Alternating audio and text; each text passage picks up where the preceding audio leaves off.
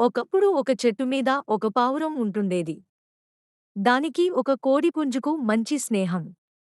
ఆ పుంజు దగ్గరలోనున్న పూల తోటలో ఉండేది.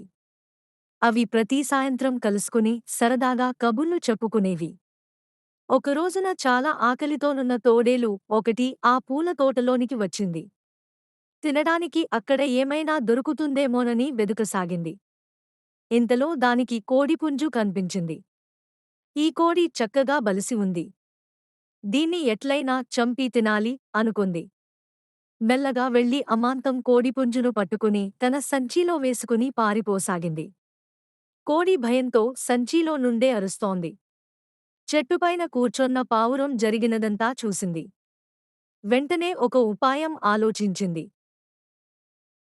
తోడేలు కంటే ముందుగా ఎగిరివెళ్లి అదిపోయే దార్లో చచ్చిన దానిలాగా పడుకుంది. దారిలో పడి ఉన్న ఆ పావురాన్ని తోడేలు చూసింది. ఆహా! ఏమదృష్టం నాది! ఒక కోడి, ఒక పావురం నాకు దొరికాయి. ఇవ్వాళ మంచి విందు భోజనం చేస్తాను అనుకుంది. చేతిలోనున్న సంచీని క్రిందపెట్టి పావురాన్ని తీద్దామని దాని దగ్గరగా వెళ్ళింది. మంచి సందు దొరికింది అనుకుని కోడి వెంటనే సంచిలో నుండి బయటికి వచ్చి, ఆ సంచీలో ఒక రాయిని పెట్టి తాను వెళ్లి ప్రక్కనే ఉన్న పొదలో దాక్కుంది. తోడేలు పావురాన్ని పైకి తీద్దామని వంగింది. ఈలోగా పావురం తుర్రుమని ఎగిరిపోయింది.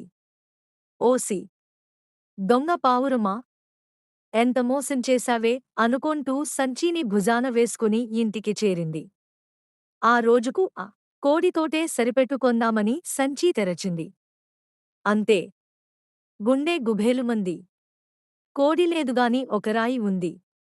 కోడి రాయిగా ఎట్లా మారిందబ్బా! ఇప్పుడు నేనేం తినాలి? అనుకొంటూ ఏడుస్తూ కూర్చుంది. కోడి, పావురమూ ఒక్క